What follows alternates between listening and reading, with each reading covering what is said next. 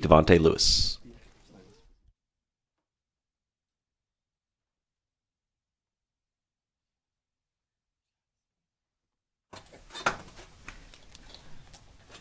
Thank you, Mr. Chairman and members of the committee. I'm going to do something a little bit different than I normally do. I don't think it's lost on me that in this room typically is joint budget. It's normally the Appropriations Committee where we're debating resources. A lot of people come with a bunch of requests. And this committee in this room typically is debating resources. And requests are denied simply because we don't have enough resources. The debate on these congressional maps, whether or not we should have two majority districts, is not centered on resources. You had a letter that my organization signed on, 7 different maps. Today you'll hear 5. The question presented in front of you is not about whether or not you can do it. It's about will you do it? Will you honor people? I know we've all been here a long time. I've been here every day with you all. I'm tired. I know you are tired. But I want to talk about another tired. I want to talk about a tired of my family. This debate reminds me of someone who I've learned a lot about. My great-great-great-grandmother, Liza, born in Sheraton, Louisiana, 1873. Moved there after her mother and father were released from the plantation in New Orleans. 8 years. 8 years she was born after slavery ended.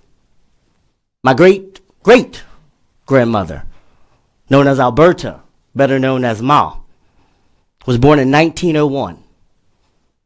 She was born 5 years after Plessy v. Ferguson. My great-grandmother, who raised me, lived with me until 2012, was born in 1920, just a year after women got the right to vote. My grandmother, who's watching probably right now, born in 1948, 6 years old, is how old she was when Brown v. Board of Education came from the Supreme Court. It was 5 months before her 18th birthday when the Voting Rights Act, which we're talking about today, was passed.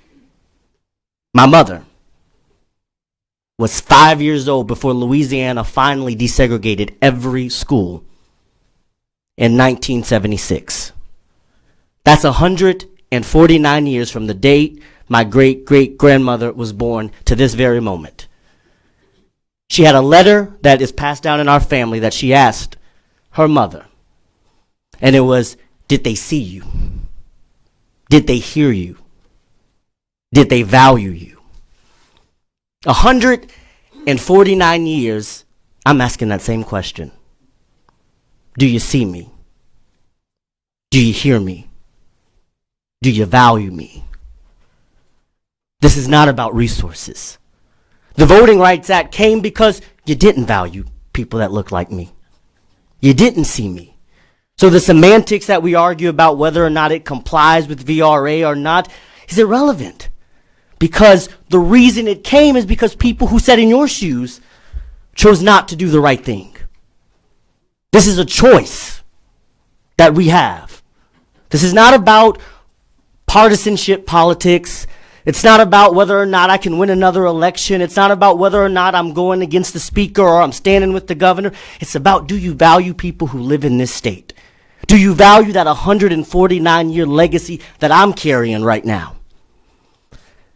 I think of the book of Joshua. When Joshua was on the way to the battle of Jericho, and he saw a man in front of him with a sword. And he asked him the question, are you with me or are you with my enemy? And that man said, I'm with neither. I'm a soldier in the army of the Lord. And we need to see each other. And Joshua fell to his knees and said, thank you. It's not about a fight. The sword in front of us today is not about Democrat versus Republican or black or white. It's about, do you respect and honor all God's children? That's the battle. Whose side are you on? I think about the song my grandmother and my great-grandmother sung in Lake Charles when they were at First Ward Colored School. I think Representative Carter went there, where they would sing that old hymn, "Which side are you on? Are you fighting the fight, or are you with the con? Which side are you on?" I support HB4. I support all the other maps because I'm choosing a side. And I ask you, before you click that green or red button upstairs, because I understand the political process. I know exactly where this is going. I want you to ask yourself that. Which side did you stand on? And don't allow another 149 years of pain and trauma go on.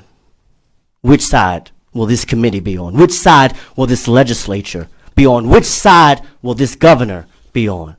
Be on the side of the people. Choose a side. Thank you. Thank you, Mr. Lewis.